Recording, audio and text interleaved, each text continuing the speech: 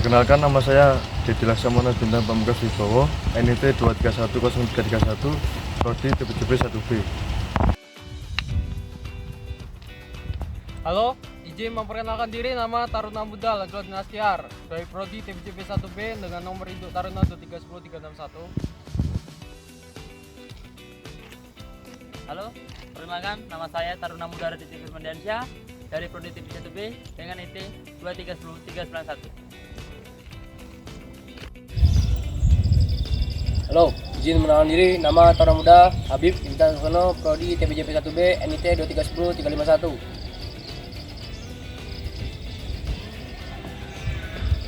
Izin mengenalkan diri, nama Taruna Muda Rafael Rozan Putra Subhan, NIT 2310431 dari Prodi TPJP 1B.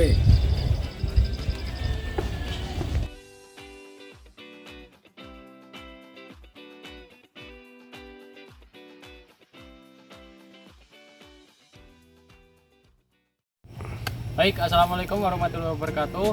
Izin memperkenalkan diri, nama Taruna Muda Lanjut Dinastiar. Di sini saya akan menjelaskan tentang komponen yang ada di rel kereta api, yaitu tentang batuan balas. Jadi di sini apa sih itu batu balas? Batu balas atau yang kita kenal sebagai batuan yang digunakan untuk yang namanya menopang rel, sekaligus menjadi fondasi utama dalam bagian rel, dan sekaligus untuk mengurangi namanya getaran yang ada pada rel kereta api. Jadi pada trek ini ada beberapa jenis batuan yang memenuhi standar dan batuan yang tidak standar.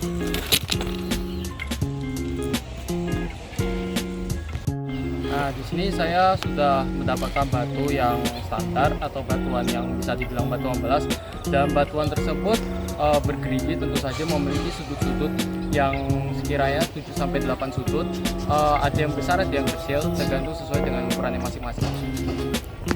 Baik, kemudian saya akan menunjukkan batuan yang tidak memenuhi standar atau alias bukan bisa disebut sebagai batuan balas. Jadi batuan tersebut berbentuk bulat tentu saja dan tidak memiliki sudut sedikit pun. Seperti ini contohnya. Ini termasuk batuan yang tidak balas karena batuannya berbentuk bulat dan tidak memenuhi standar dalam batuan balas di dalam rel kereta api. Jadi di sini saya akan menjelaskan beberapa pengujian pada batuan balas. Yang pertama adalah pengujian penyerapan air. Nah, jadi pengujian penyerapan air digunakan untuk menguji batuan balas tersebut dalam menyerap air. Kemudian yang kedua yaitu untuk pengujian daya tahan pada batuan balas. Jadi apa sih maksudnya pengujian daya tahan? Balas dinilai untuk bisa namanya menahan tekanan pada rel sekaligus pada beban yang diberikan pada kereta yang saat melintas.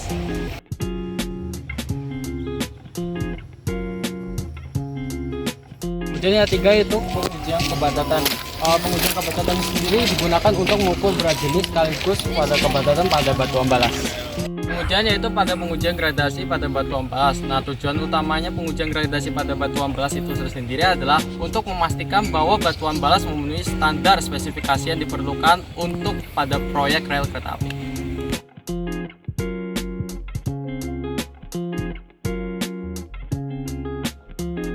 Assalamualaikum warahmatullahi wabarakatuh. Perkenalkan, nama saya Taruna Muda Raditya Firmandiansyah. Di sini saya akan menjelaskan sedikit tentang bantalan. Bantalan rel merupakan komponen penting pada kereta api, yang dimana berfungsi untuk menjaga kestabilan, keamanan pada kereta api yang lewat.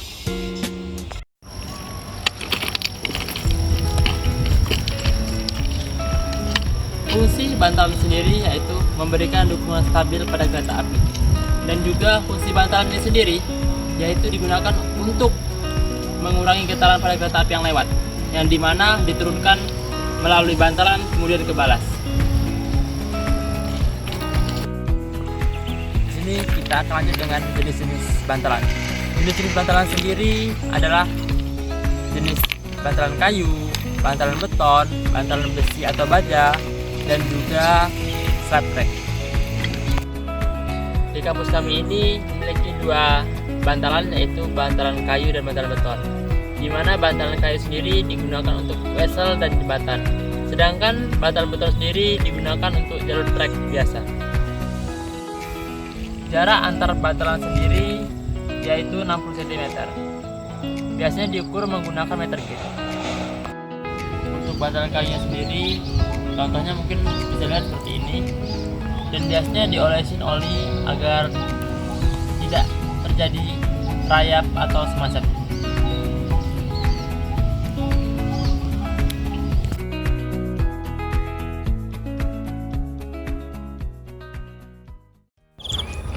Izin mengenal diri, nama Taruna Muda Habib Indrasono. Kali ini saya akan memperkenalkan apa itu penambat rel. Apa sih itu penambat rel? Penambat rel adalah pengikat rel ke bantalan rel. Untuk jenis-jenis dari penambat rel sendiri terbagi menjadi dua. Yang pertama ada penambat kaku dan penambat elastis. Untuk penambat elastis bisa kita lihat sekarang. Untuk penambat elastis bisa seperti ini, contohnya ini namanya penambat elastis Pandrol Eclipse. Kenapa disebutnya Pandrol Eclipse? Karena berbentuk dan terus bentuknya seperti klip.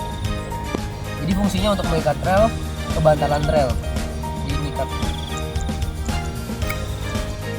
Baik, kali ini saya akan menjelaskan tentang penambat kaku. Seperti apa sih penambat kaku itu? Mari kita lihat. Jadi bentukan daripada penambat kaku ini seperti ini.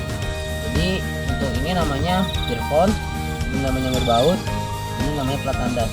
Jadi fungsi daripada semua penambat ini yaitu ya fungsi balik lagi ke fungsi utamanya, yaitu mengikat rel ke bantalan rel seperti itu. Baik, saya kali ini akan menjelaskan tentang fishpad. Apa itu fishpad? Jadi fishpad itu bisa kita lihat seperti ini. Jadi fishpad itu sambungan yang menyambungkan antar rel. Jadi itu seperti kedua rel yang misahi. Jadi fungsinya fishpad itu ya untuk menyambung rel ini. Seperti itu. Jadi saya akan menjelaskan tentang rubber plate. Nah, jadi bisa kita lihat langsung ke speknya. Rubber pad ini seperti ini. Jadi fungsi dari rubber pad ini untuk sebagai landasan rel. Jadi rel ini tidak langsung ke bantalan. Jadi ada rubber pad sebagai landasannya. Jadi rubber pad ini juga punya fungsi sebagai untuk peredam kejut dan juga peredam getaran dari bantalan dan juga rel.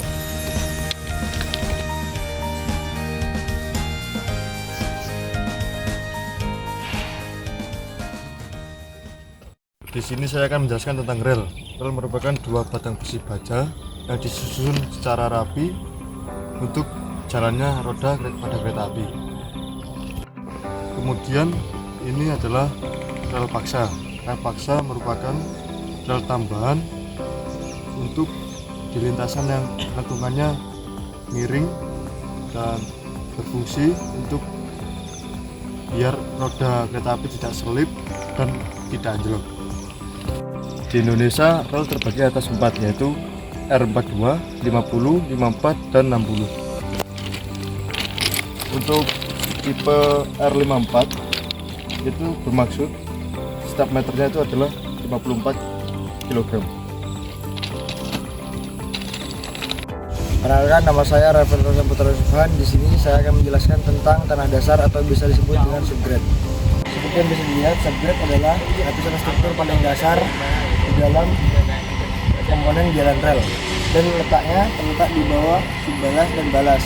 Subgrade sendiri berfungsi sebagai penerima beban akhir bagi kendaraan kereta api dan juga menyediakan landasan yang stabil bagi balas dan subbalas, atau bisa disebut dengan dasar atau tanah dasar dari struktur jalan rel. Seperti yang bisa dilihat di sini, untuk jenis tanah yang dijadikan subgrade adalah tanah dengan butiran yang kasar. Karena dengan butiran kasar ini merupakan jenis tanah yang bagus dijadikan sebagai subgrade.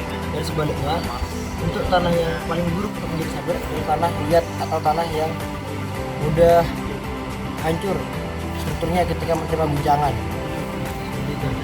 Baik rekan-rekan, di sini saya akan menjelaskan wesel yang ada di PP Madun. Seperti yang kita lihat, kita ada di wesel 11 di PP Madun. Jadi apa sih itu wesel? Jadi wesel ada sebuah trek mekanik untuk kereta api yang memungkinkan untuk memindahkan kereta api dari satu jalur ke jalur yang lain. Nah, seperti contohnya ada wesel silang di sana, kemudian ada wesel kiri dan wesel kanan. Nah, tujuan dari wesel tersebut ini adalah untuk memindahkan kereta api tersebut dari satu jalur ke jalur yang lain.